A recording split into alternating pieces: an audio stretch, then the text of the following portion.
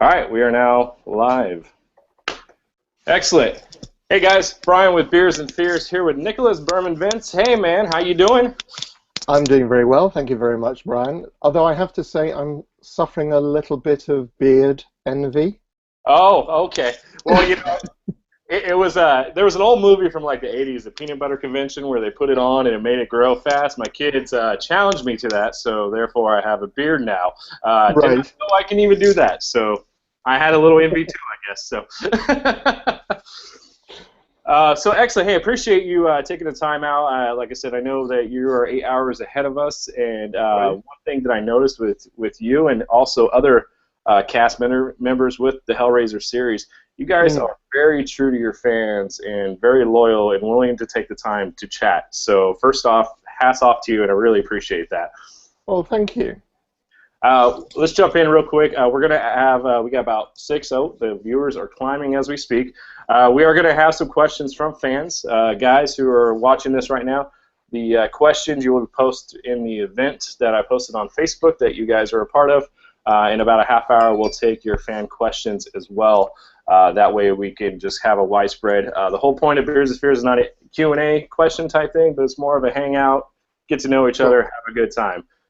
Some of the Good. best memories are over movies and beers, and that's why we have this whole entire event. So, first off, Nicholas, tell me about the newest book that you have going on right now. I saw some really cool things online. Love to hear what's up with that and how we can get our hands on that book. Okay, well, thank you very much. This is the second book of short stories that I've published. It's called Other People's Darkness and Other Stories. So it's got a title, story, and then just other stories that I've written.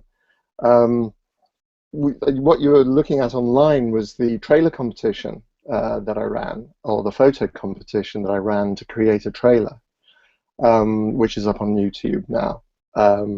Had a great deal of fun with that and was just blown away by people's imagination and the effort that they put into creating photos. There's some really quite graphic ones, but there's some very subtle ones. There's some fun ones. One of the guys who I worked with when I was working in computers a couple of years ago posted one of, which is the first photograph that you see with him and his son reading the book, and I thought, oh yeah, that kind. Because I had all these photographs. There are about 40 of them, and I was thinking, well, how do I make this into a trailer? I've got to tell some sort of story. But getting that one photograph with it, reading to the book to a child, and oh yeah, so once upon a time, and it kind of gets a flow through with the story. So I had so much fun, and I'm so grateful to everyone who took part in it. As I say, people should check it out because there's some really interesting images and ideas inspired not just by the cover, but by some of the stories in the book as well. Fantastic. What brought you to even go in that realm? I know you've done some writing as well in the past with the previous book that you mentioned, and then Mm. also you've also done writing on the comic books too as well. Is that Mm. correct? Yeah, that's absolutely right.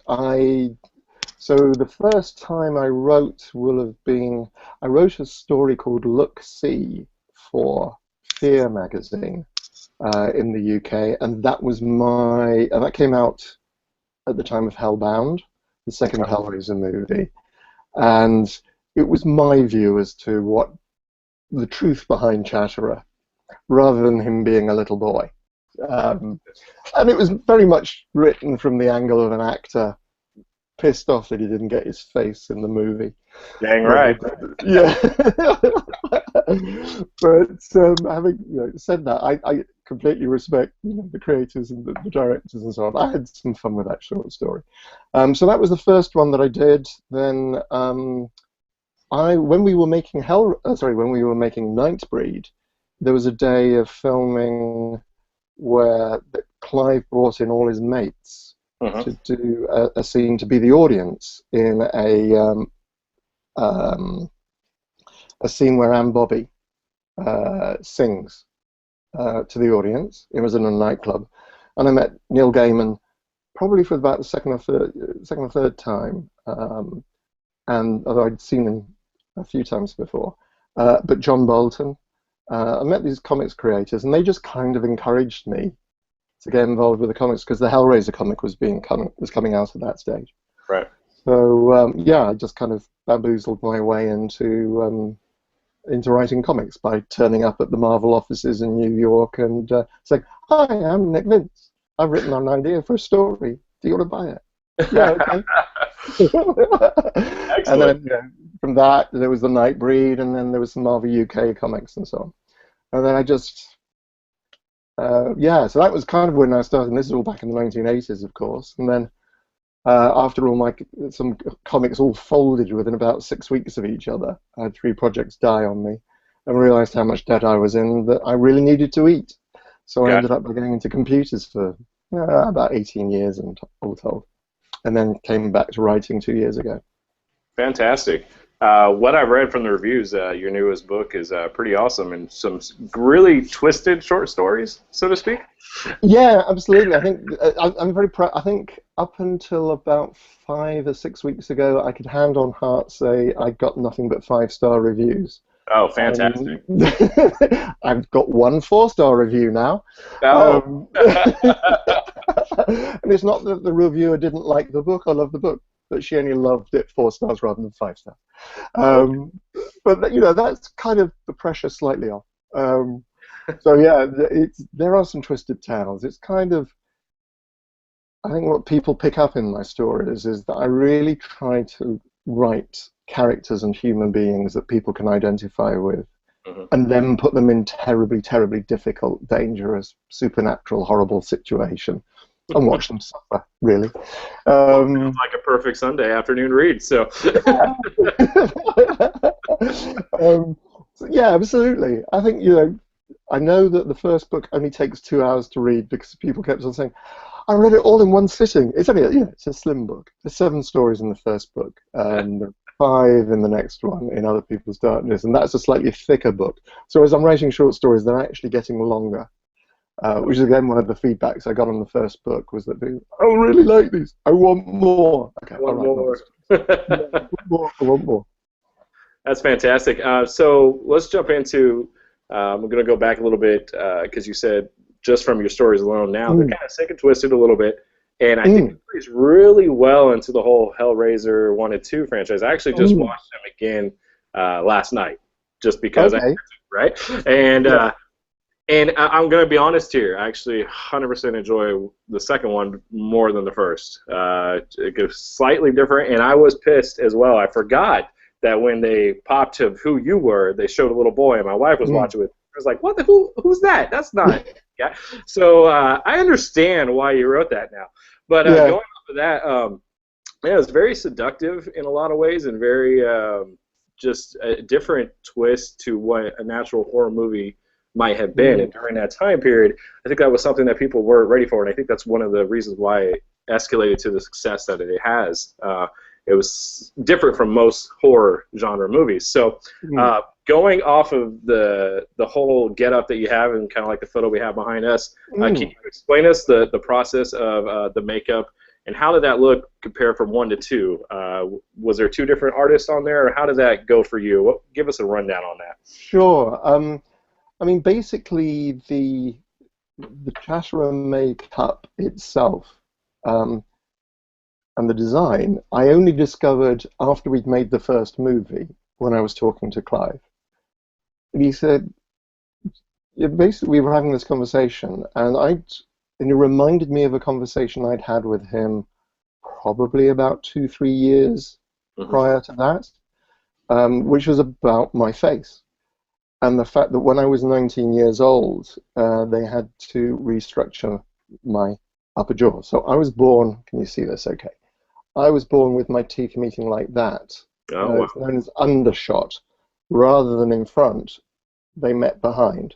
They had an underbite rather than an overbite. Yeah, absolutely. So what they did was they cut away my top jaw and then used pieces of bone from my hip and wires and everything, and rebuilt my face and basically moved it forward. And during that operation, you don't see any scars on my face. Well, that's because it was literally all done. Wow. Under the lip, like that. And I remembered, it wasn't until Clive reminded me and then said, well, this is part of the idea for Chatterer. He said, that story had kind of given him the idea for the part of the look of Chatterer. With the idea of the skin flailed back during that process. So that's kind of where it came from. The first design was done by an artist called Nigel Booth, and the second one was done by Cliff Wallace. Okay. And the reason we changed is in the second movie, there's the famous sequence with Doug and Barbie, the female Pinhead and female Cenobite, where they got the masks on. The surgical mask and so on. There was supposed to be a scene, in fact we shot it, a scene where the Chatterer is chasing Kirsty down through the basement of Chenard's Institute. And he gets his hand trapped in a lift and so on. But he was basically chasing Kirsty. Now obviously that wasn't going to happen if I couldn't see. Gotcha. Because when I wore the first makeup, I literally couldn't hear, speak or see. Yeah, I think it was kind of for a practical reason. They wanted to make him a bit more energetic and agile, if you like, which is what Clive had originally envisaged him, a bit like the family dog, or a bit like a monkey or a chimpanzee or something. He'd be leaping around the place. But obviously, I could not do that in the first makeup and costume. Not at all. Well, that's really, it's interesting because to be able to act, first of all, in any type of film, I mean, you got to be able to put yourself in that character and not be able to see or speak. I mean, that had to be, how did you take cues to know where to, you know what I mean? They learned eventually. Yeah, they learned eventually. Simon tells the same story. Basically, when we were on set, I mean, I think, my memory is the first scene that I did was the one where it's Chatterer's entrance. Okay. We may have done the major entrance with the 4 before, but the filming I really remember was doing Chatterer's entrance. And I couldn't hear what was being said to me, and people just thought I was being stupid because they hadn't realized I couldn't hear. Eventually, the makeup guys explained what the situation was, and basically they just came closer to me and shouted, make sure, because it was about that much of foam between my ear and the rest of the world. And it's also, of course, if you put your hands over your ears, you kind of get a rushing sound. So you've got all that noise to deal with as well. And it's basically mask work. We do this at drama school. You put things over your face. And I remember we did a mime lesson with mask work, where basically we were given a cardboard box. You weren't allowed to draw anything on the cardboard box, but you had to put it over your head. And then you had to make that cardboard box alive. Wow. And really bring that into it. So it is. I was talking to a fan, and they said they liked Chatterer because it was a very meticulous performance. And that is the thing about him, is that because I could only do limited things, we rehearsed them about 2 or 3 times, and I really had to concentrate to remember exactly what I'm doing. When I put where have I got to? I could see a tiny bit. I did have a hole, but I really couldn't see much. I think I could see 2 foot on the floor because it was angled downwards. So I knew the number of steps I had to take. I could hear. I could just, and I think the fascinating thing about human beings is that if you close your eyes, you know when somebody walks up to you, even if you can't hear or speak. You know when there is somebody close to you. You've got that kind of 6th sense. Nerve ending is about 4 or 5 feet out your body. You know when somebody comes close to you. So I just relied on all that, basically. Well, that really puts in perspective when you watch it. You know, I mean, it's a totally different perspective knowing that. It's kind of like for instance, Michonne's walkers on The Walking Dead. I mean, they can't see anything, and they're being reliant on somebody tugging them by their neck to go to where it is. You don't think about that process when you're watching something. You're just thinking, oh, that's pretty cool, and his teeth are chattering. So it's really interesting. We got some questions already posted, so sure. ask one here real quick. This is from Steve Bynes. If I pronounce names wrong, first of all, I apologize, guys. I'm really bad at that. So he wants to know how the chattering noise is done. And by the way, great job in the movies. And also, he's a huge fan of Nightbreed. Thought it was great as well. So how did that chattering noise, was it created? That was me. It was all you. Wow. That was me. Basically, the way the makeup worked is that the teeth that you see are plastic attached to dentures which fitted over my real teeth. So they sat outside my lips. Okay. They're attached to my teeth, sat outside my lips. So, and I can't do it now. My teeth won't take the strain. But basically, I chattered my teeth. And if you think about it, you've got these plastic things, and they act like castanets. Now, as far as I am aware, the sound you hear is me chattering the plastic teeth. Because I know that I remember very clearly the sound crew coming in on the first movie to record me chattering the teeth. And when I saw the movie, I thought, yeah, I recognized it. So as far as I'm aware, that is the sound that you hear. My advice is do not try this at home. I spoke to, I was in Dallas last month, and the Texas Frightmare, and a guy came up to the table and he said that he had done this chattering of his teeth to scare his girlfriend, and he cracked one of his crowns by doing that, and she just said, "Yeah, karma." That's great. All right, kids, so you heard it from himself. Do not do this at home. Do not do this. Do not do this. Yeah, it's really just not good. We got another one here from Crystal as well. Oh, possibly married to Steve Bynes, since they share the last name here. So, being as there possibly are preparations for a reboot/remake, are you going to be reprising the role as Chatterer again? Well, the answer to your question is I don't know for sure. We got asked this question when we were in Texas, and Doug is obviously the person who's definitely flagged to be in it. But as Doug says, nobody's approached him with a contract yet. Nobody's, or he's not seen a script. None of these things exist as far as I'm aware. Would I do a film that Clive Barker had something to do with? Absolutely. Just show me where to go. I would do that. Absolutely. Would I play the Chatterer? I'd have to lose a lot more weight. I was, we're getting on it for it being 30 years ago. It's well over 25 years ago. It's 25, 27 years ago now, 28 years that we made it. Right. I was a 32-inch waist then. I'm about 10 inches more now. Okay. So, the joke between myself and Simon Bamford is, people look at us and they just assume I played Butterball. Oh, that's hilarious. I was just like, no. Simon was in the really big, thick, heavy costume. I was much slimmer, and so I would love to. That's if Chatterer came back.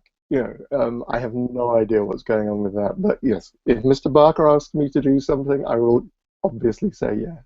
All right, so Mr. Barker, as if you are watching this right now, you need to get this guy on board. That'd be great to have you back personally, being a fan, obviously. Real quick, I want to jump into, we have a couple more questions, but I want to get into something else real quick before we get to those. I've seen online posting a documentary that's possibly coming out through a Kickstarter right now, Leviathan. Yes. Can you please give us a little rundown on that and how people can get involved, because it sounds amazing.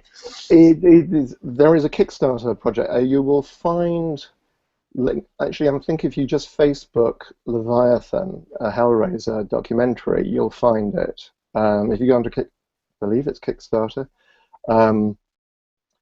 This is something which I'm not behind. I was just one of the interviewees. As is Barbie, Ken Cranham, Doug's done an interview. I mean, they've found everybody. I'm really looking forward to seeing this because it's Chris Figg, who I've not seen since Nightbreed. Chris Figg produced. It was Clive and Chris Figg who put together the first Hellraiser movie in terms of production. they've interviewed everybody, Jeff Portis, Roy Puddifoot, and a really nice bunch of guys. So I'm really excited for it, but they need so they've done all the UK interviews. They're now trying to put together, I think it's £12,000 to get flights together to go to the States to do, because those are not cheap, to really get somebody and sort out a film crew over there, etc. So yeah, so they're hoping to do that, and they hope to have it out later this year is what they're aiming for. Should it all go well. So yeah, I'm sure we can sort out a link to the Indiegogo. Definitely, yeah. We'll at the end I'll of post this. a link on the bottom or something like that as well. So Yeah. yeah, I mean, I watched a little. It was like, I don't know, about 3 minutes, I think, the little bumper for it on the Indiegogo or whatnot. And man, it was cool. I mean, I love documentaries anyways, but that one looks phenomenal, and I like that it's focusing on just the first two, to be honest. So yeah, no, absolutely, and it's I think what's particularly special is that Simon and I both did interviews, and then the guys had seen some film of us doing panels together, and then decided, oh, we're going to get you back so you can come on together, because we got very well, as I do with the rest of the gang, Barbie and Doug. But yeah, getting us into the room together is just a great deal of fun. So I think there's an extra special bit with us together as well. Definitely. We're going to jump right back to some more fan questions. So, Mike Merriman, we got which movies in the Hellraiser franchise did you appear in beyond the first two, if at all? It is just the first two. Okay. It is just the first two. The first two were filmed in the UK. Then we went and made Nightbreed. And when I say we, it's very deliberate, because you look at your cast list. Myself, Doug, and Simon are in the first two Hellraiser movies and Nightbreed. But it's the same guys from Image Animation. It's Robin Vigeon, the same cameraman. It's the same sound guy. It's a whole load of people. On the first movie, Clive built this talented bunch of people, and then just took as many as possible with him onto the next movie. So I'm in Nightbreed, obviously. But after they made that, Clive moved to the US, and they made movies in the US. And really, it was, then it's Doug's franchise, if you like. It's Pinhead's franchise, not Hellraiser. Pinhead's Doug's franchise. So yeah, just the first two. Gotcha. And how would your same gentleman, Mike? How did you get casted for this role? Did you have to do an audition, or were you sought after, or how did it come about that you got casted? I knew Clive. Okay. Basically, I'd met Clive almost 3 years previously, and we'd met him, and he asked me to model for him, and when I say model to, I don't know if you've seen Clive's Tumblr page. I have, yes. Yeah, you know what I mean by model for him then. Okay. Yes. So, but the modeling that I was doing for Clive was very specific. A lot of it was he illustrated the covers for the Books of Blood, which you do kind of see around nowadays. It was a UK edition originally. They did the first edition, and then for a second edition, Clive painted covers for all 6 volumes. And he just needed somebody to get naked and perform and shout and scream and so on. And I did things. I remember. Have you read Weave World, Brian? I have not. Okay, well, this is for those who've read Weave World. They'll know there is a character called Shadwell. And I remember Clive was working on this at the time, and he got me. He just said, "Okay, put the jacket on, and I want you to hold the jacket open as if you are inviting somebody to buy something from the inside of your jacket." And then a year or so later, I read Weave World. I thought, "Oh, that's Shadwell. Oh, I remember doing that for him." So it was that kind of thing. And as I say, I did that, and then he just suddenly said, because obviously he'd seen me act, and he knew I was an actor, and he just said, would you like to be in this movie? there is some makeup involved. Nice, nice. Which is exactly the same line he used on Simon, apparently. That is funny. Just a little, Clive. Just a little. So yeah, and he just asked me. That's fantastic. Another question. Man, they're coming through here. Skylar, other than the favorite four, Pinhead, Female, Chatterer, and Butterball, which Cenobites from the other movies and or comic books would you like to see in a reboot? Oh, that's a very interesting question. Mm-hmm. Even if I'm not playing it, I'd like to see Chatterer again, because I mean, Chatterer has had a life outside Hellraiser. Definitely. Of course, I'm going to say all the ones I created for the comics. Of course. There is Balbereth, the librarian. She's a lady with huge, great goggle glasses. I really liked her. And there's another one called Leviathan. Funnily enough, sorry, Legion, not Leviathan. Legion. Right. There's one called Legion, which appeared in a short story called Demons to Some, Angels to Others, which was illustrated by an artist called John Bolton. Yes. Yeah, it was awesome. And Barbie Wilde, who played female Cenobite in the second movie, she and I modelled for John Bolton. Oh, okay. I ended up doing a lot of modelling for comics. I modelled for Dave McKean. Not quite the same way as Clive.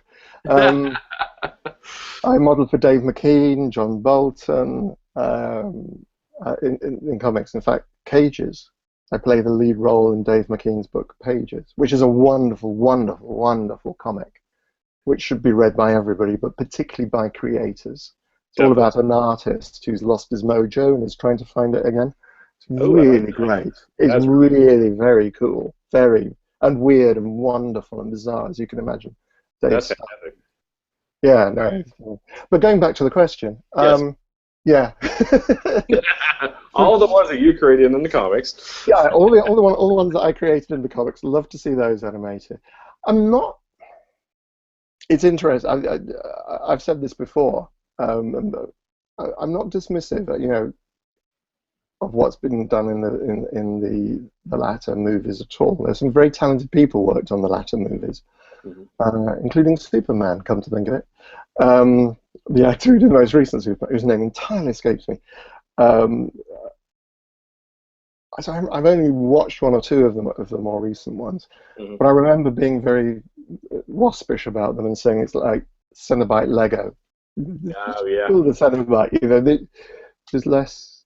They don't seem to have as much soul as the earlier ones. Very true. And funnily enough, I mean, you see Doug getting created, and obviously you get to see it, and Pinhead being created. Doug being created would be another thing entirely. But I think part of the mystique of the first three Cenobites is that you don't get to see them created. And that kind of gives them a mystique, whereas the others, where you get to see them being created, it kind of takes away some of the mystique. Definitely. From them. So, yeah, honest answer, anything I put in the comics. And I think you hit something. I think a lot of people tend to feel that they have to have that explanation. Recently, I've noticed with films, and I think that's what makes them so great, is you don't really necessarily need to know everything. And I like that, Yeah, it's like the magician. The conjurer on stage. You're being tricked. You kind of want to know how it's done, but when you know how it's done, it's kind of disappointing. Exactly. Yep. You actually don't. You carry on. Having said that, if we go back to the Chatterer story, I have written my own. Going back to Hellbound, I do like the idea of a child growing up in hell. I think that's interesting. I think that there is a story there. And funnily enough, if I were doing a Hellraiser movie, or writing a Hellraiser movie, that's probably what I'd be interested in doing. That's a very cool concept. Writing a movie that actually gave you the backstory as to how you got there and how everything that lead. And I think if you're not going to, I can't imagine Hellraiser without Pinhead. Mm-hmm. But if you're going to do a Hellraiser TV series, I think it would be very cool to spend an hour discovering how Chatterer became Chatterer. Definitely. That 1920s girl became the female Cenobite, etc. It's definitely. I think there's definitely not, especially with them doing so many, like you said, TV series. I think that'd be kind of a cool way to introduce it, actually, and it'd be a lot of fun for the fans. I know I'd tune in a heartbeat. So, a couple more. Man, they are coming through. Mark Adams. I guess you want. Hi, Mark. Yeah, you know Mark, right? Nightbreed, 25 years later, question mark. In other words, do you think Kinski would be now if it was time? Is it time for Kinski to come back for a Nightbreed 25 years later? Now, that's another very interesting question as well. They put together a Nightbreed anthology with Clive's blessing. And I did submit a story, but the story that I submitted was rubbish, and I really don't blame the editors for turning it down. Okay, here's why I think it was rubbish. I left it far too late.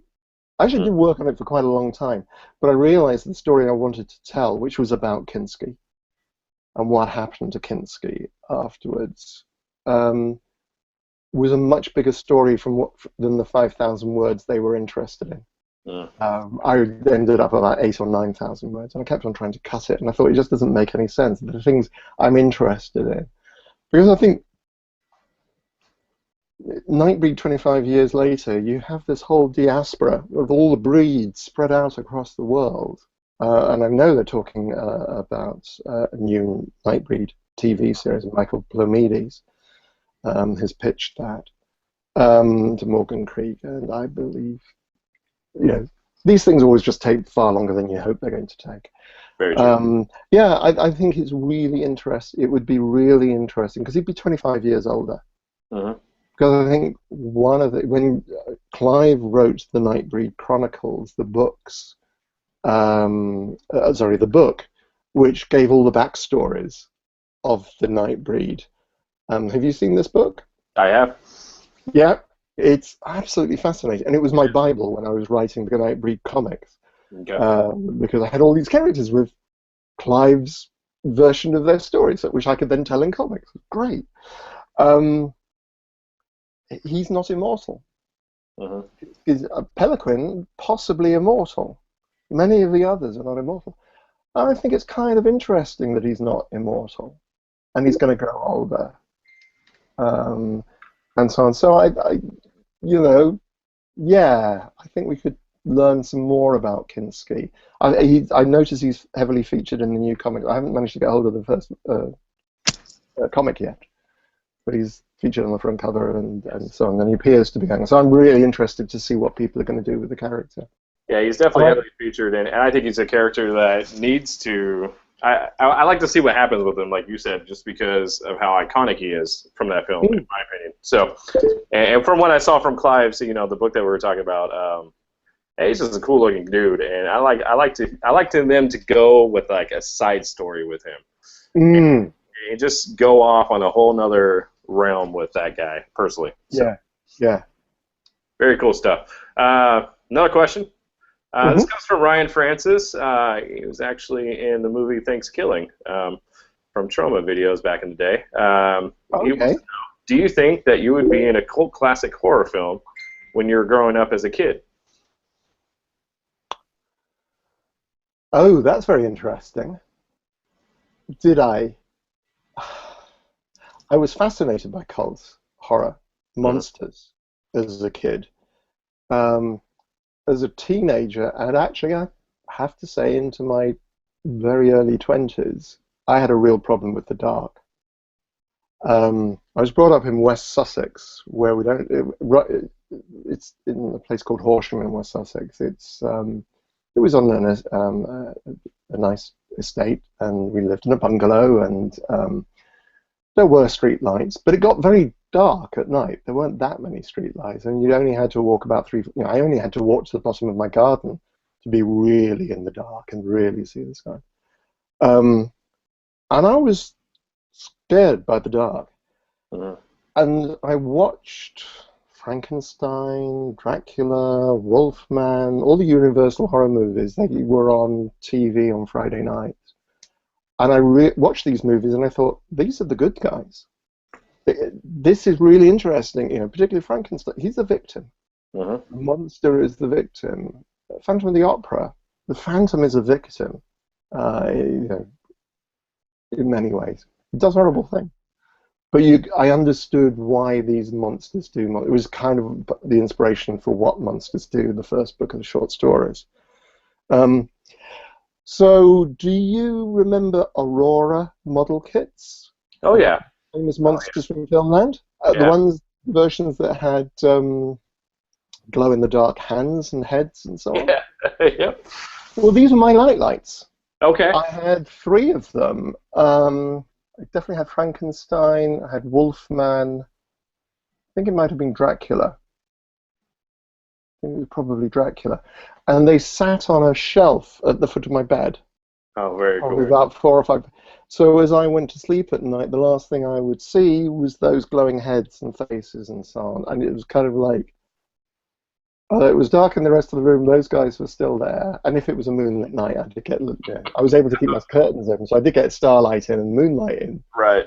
But it did get pretty dark in those things. And I always sleep, and I do now as well. If there's a cupboard in the room, the door has to be closed. Gotcha. So I really am a scaredy cat at heart. We all have our vices. It's fine. Yeah, no, absolutely. That actually bounces off of another question named Lisa Marie. She says she's grown up reading Clive Barker's books and knows how dark they can be. Was it difficult for you to step outside the role at the end of the day and separate yourself from that role?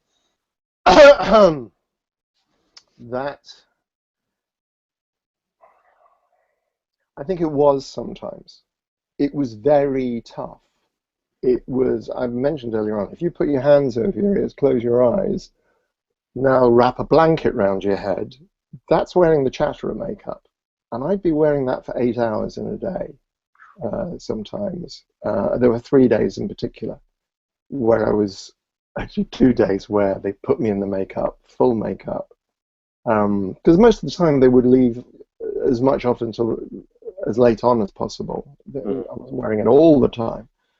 But on the first movie, I was left in it for a long time. And there'd always be somebody with me at every moment as well. I was never left on my own. But you can't really have a conversation. And it's sensory deprivation. It really is sensory deprivation. So all you are left with is yourself. And you're in the middle of making a horror movie. So yeah, I think it probably had a strong effect on me. I was living by myself. Actually, I was living with my parents. I was living down in Sussex when I made the first movie. I was staying over with friends who I'd met from Image Animation at the time. So yeah, it was tough because they were long days as well. We used to get in at 4 or 5 o'clock in the morning into the studio to start makeup. It's not mine. I just watched everybody else getting made up. It was actually fairly simple to put on. But we'd finish at 8, 9 o'clock at night, and then go home. So yeah, yes, it probably did actually. Just a slight bit, right? Just a little bit. I think I'm okay now. But you seem well put together. We're doing good here. Megan Phoenix has another one for you. It says Barbie, Simon, and Doug, and you appeared to be great friends away from the franchise. How is it like having a friendship with a group of people for that long? And sorry, what is the secret? Excuse me.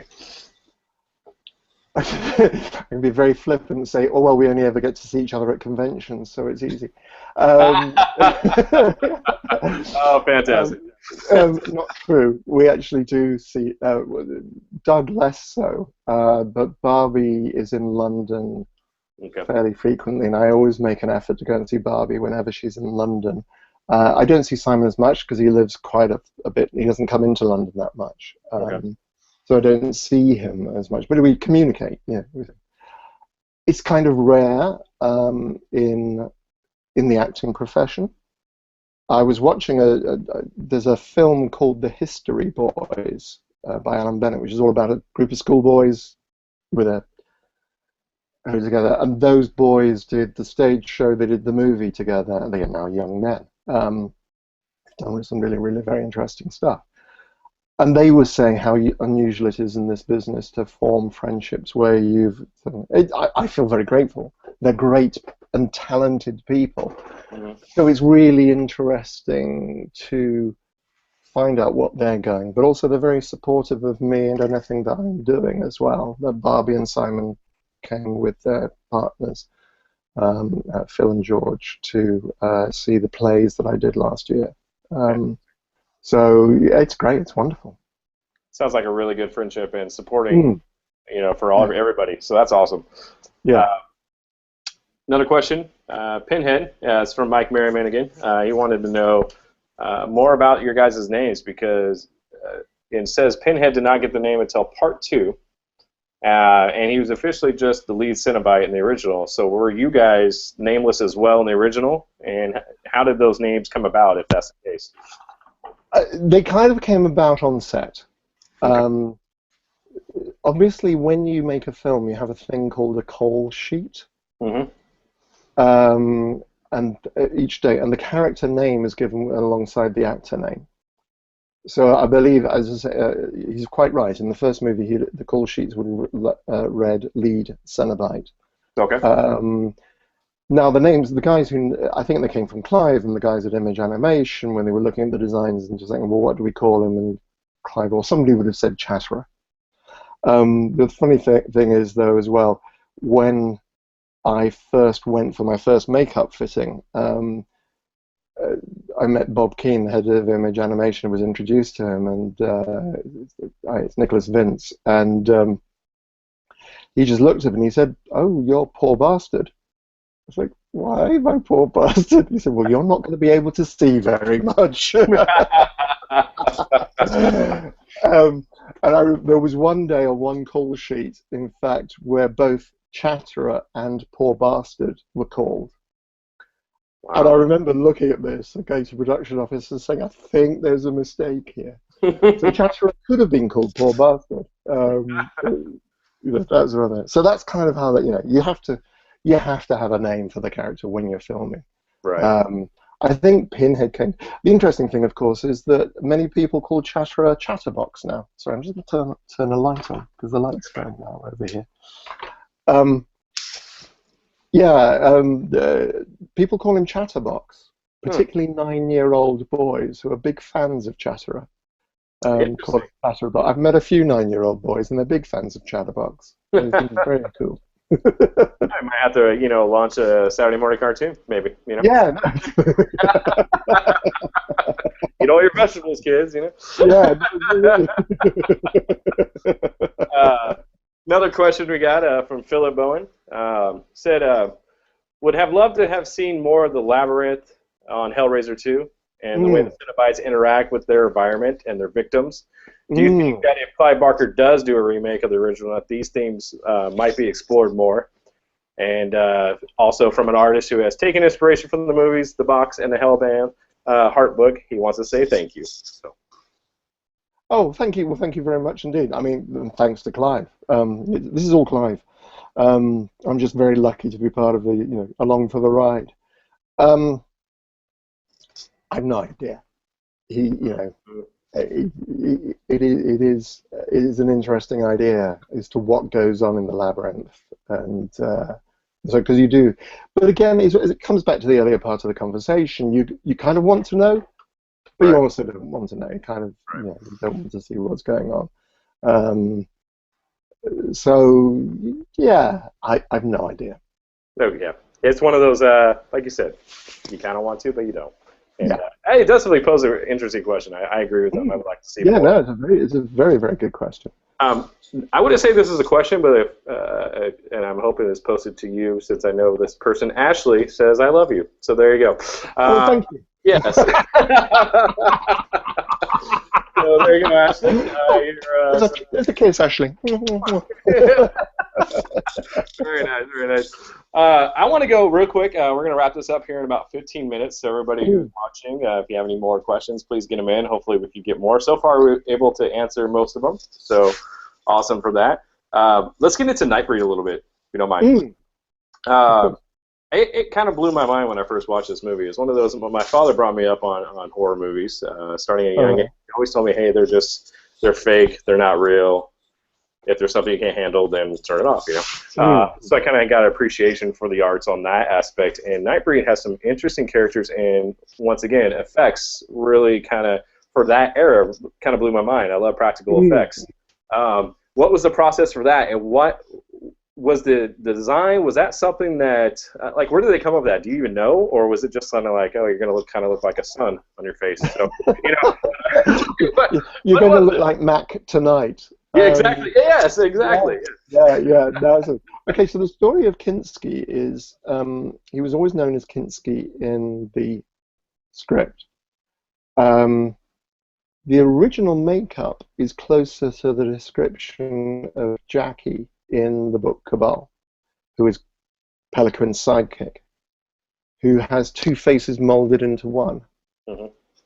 And that's what I expected to be like when we initially talked about it. And then Clive turned around one day, or he said one day, "Oh, by the way, we're changing the makeup because I've had a look at it and it's just not going to work because you can only move one eye because you have to get the other light, you know, and they can't make the mechanics of the art. You know, we're talking about the 1980s here. Right. You couldn't possibly make it look as if it is two faces melded and molded into one and effectively make it work. So they started from scratch, and they go, it was Clive who came up with the drawing of Kinski, which I've seen. Whether he was inspired by Mac Tonight or not, I do not know. But yeah, it was. You know, it's kind of it's very ironic. That I was born with an undershot and very prominent chin, and you know, and ended up by playing a guy with an even bigger chin. That's true. And his forehead. On his forehead, yeah. Now I understand. Now I was at Monsterpalooza 2-3 months ago, and somebody came up to me and said, "Oh, by the way, I'm representing the company. We are going to be doing Halloween masks of Kinski. And for the shame of me, I can't remember who it is." And I said, "Seriously, Kinski?" Because I'm thinking, how can you make this work without all flopping? And so that would be very interesting. So I think that's going to be really interesting to look out for. So you may well, in the next year, I think they were hoping to get it out this year, we may have Kinski masks which you can wear.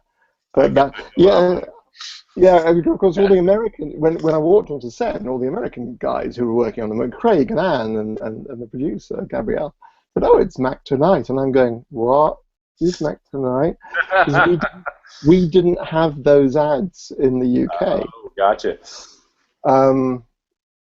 And I'm now desperately trying to remember the name of the actor in Pan's Labyrinth. Oh dear, this is really embarrassing. Pan's Labyrinth, the guy who does.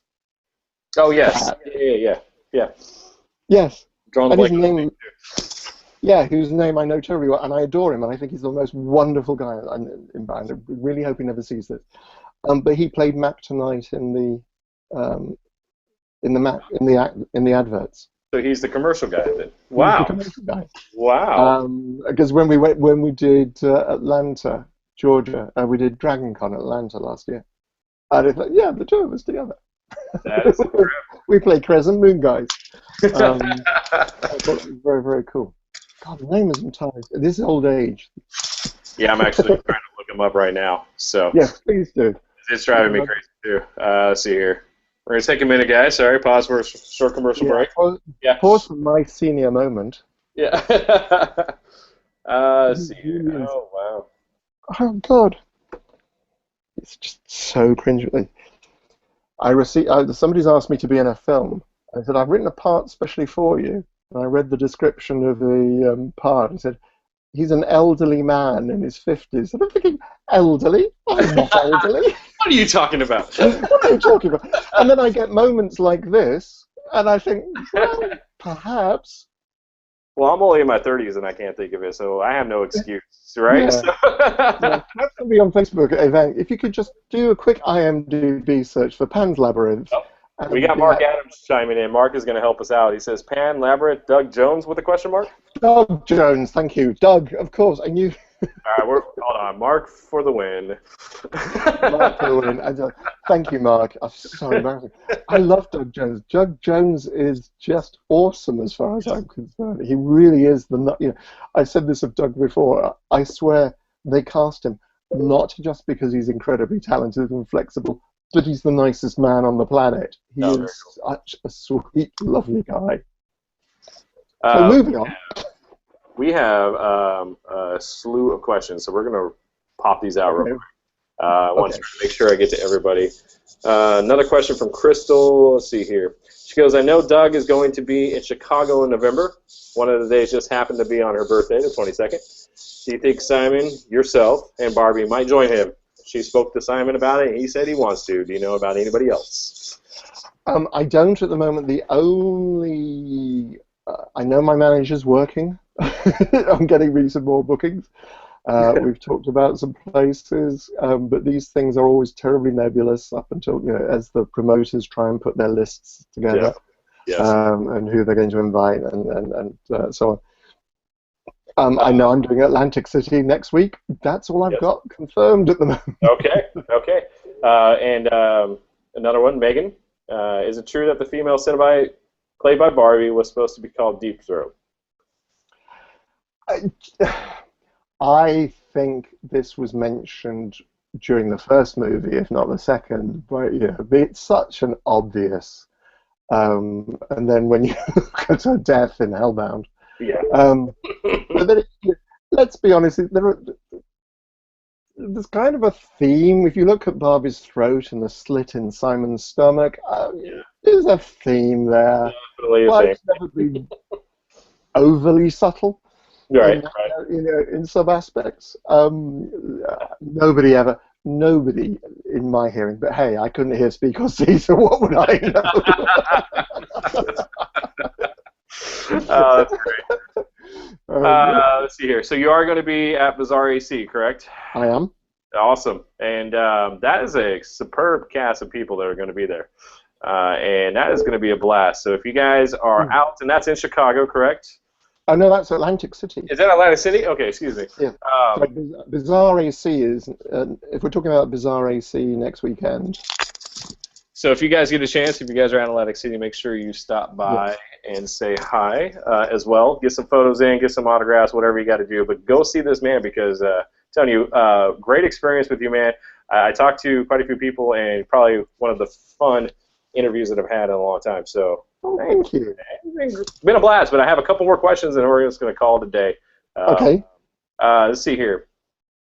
Let's see what's the next one here. Oh, Dwight Taylor just came in. I think we've already asked this. We asked a lot of questions, but he just wants to know if you want to be in the remake. Obviously, you said if Clive is on it, you definitely want to be there. So yes, Dwight, he does. If Clive has his hands, basically give him a call. So. And everybody's excited. They say thank you so much for doing this. They're all huge fans. They definitely want to. There's one that actually has to do with Chatterbox. That's hilarious. Another question for Chatterbox. Are you going to any other conventions besides the Bizarre AC this summer? We just answered that as well. So, so yes, guys, he definitely wants to. So, but it takes time to get that. Yeah, so. I enjoy meeting people, and I really do. I really do enjoy these things. They're great fun, and meeting people. You always meet such very cool people. Well, there we go. To conventions. Well, that's all I have for you guys. We're going to wrap it up. Last one, Mark Adams just said, because he got the Doug Jones thing right, he wants to know Doug Jones for a new Cenobite with a question mark. So, I think Doug Jones as God, that would be wonderful. Oh, Wouldn't that be awesome? That would be just be the coolest thing in the world if Doug Jones played a Cenobite. That would be another reason for doing a movie with Fuzzy. And can I just say, Brian, Yes. I haven't had a chance to say, thank you for inviting me on. I just want to plug a couple of things, if I may. We've talked about the books. Please do. Also, find me on Facebook, guys. You've probably already found me if we're having this conversation. I've got the Nicholas Burman-Vince page, but I also have the Nicholas Vince official Nicholas Vince page as well, where other stuff goes on. But I wanted to say how much impressed I am by Beers and Fears. I had a chance to have a look at some of your stuff previously. You're very encouraging of new people. I was looking at, I haven't written his name, Craig. Oh, Craig Van Ness. Yes. Craig Van Ness, yeah. I was looking at some of his, I'd spend a happy 20 minutes on his YouTube looking at his stuff. And so it's a really cool show. It's nice and short and sweet. I also kind of like, the recent thing you did on horror remakes back in the year. Oh, and yes. you love one of my favorite movies of all time, and that's American Mary. Oh, phenomenal movie. Absolutely superb. Just the most intelligent thing that I've watched in such a long time. I had the great joy of meeting those ladies, the Soska sisters at Texas, and we hung out for a couple of hours, and they are just awesome. Really amazing ladies. Talented, nice, intelligent. So if anybody out there has not seen American Mary, please go and see American Mary. Yeah, get American Mary. Definitely. Definitely. You had a chance to check out their original Dead Hooker in the Trunk. Yes, that was I watched that one as well. But American Mary, Dead Hooker in the Trunk. It's like here. Yeah. Absolutely. Yeah. You can really see what they're trying to do on such an incredibly and God, huge kudos for what they managed to pull off in Dead Hooker in the Trunk. But American Mary is the one you just go, whoa. Yeah, right. Really, if you want to know the future of horror, their name are the Soska twins, as far as I'm concerned. I 100% agree. I can't wait what they're going to do with. They just finished up. What was it? See No Evil 2. And they just got signed for the first WWE film that's with Lionsgate, and that is Vendetta. Vendetta, yeah. Oh, yeah. See, our memories do work, kind of. Yeah. Oh, yeah. So, yeah, I agree with you. And, hey, I appreciate you checking out our stuff, and I appreciate the kind words as well. I'm definitely into the indie horror as well as the big name horror. And I think giving people an outlet, I don't care big or small, it doesn't matter. That's what it's about. This age, technology the way it is, to be able to do this, I think is the coolest thing ever. So. Oh, yeah. Me too. I mean, so thank you so much, man. I appreciate it. Very kind words. And just before the other plug I'm going to give is 29th of June. I've got my own Hangout happening an hour before this one started. It's 7 o'clock in the evening my time, and I've got a gentleman called Ashley Thorpe on with me as my guest. He's the director of Borley Rectory, in which I'm going to be acting, and that should be a very interesting conversation as well. So please, if you watch that, please come along and hear me talk to Ashley. What time will that be on? That will be 7 o'clock London time, so an hour earlier than this one started. Okay, so 1 o'clock. Yeah. Oh, an hour earlier. Excuse me, 11 o'clock. Yeah, an hour earlier, 11 o'clock. Yeah. Fantastic. So that kind of works for for both coasts in the USA. It's about the third one I've done, so it should be fun. Well, thank you once again, man. It was a pleasure talking to you, pleasure meeting you. Hopefully we could do this again in the near future. Absolutely. And, man, keep up the great work. Last thing, everybody wants to say thank you. There's quite a few people who just posted saying that you've inspired them. You got them over writer's block, for instance. Got them actually going, hey, you know what? I'm going to go to that audition, and I'm going to try for it and getting it. So. Wow.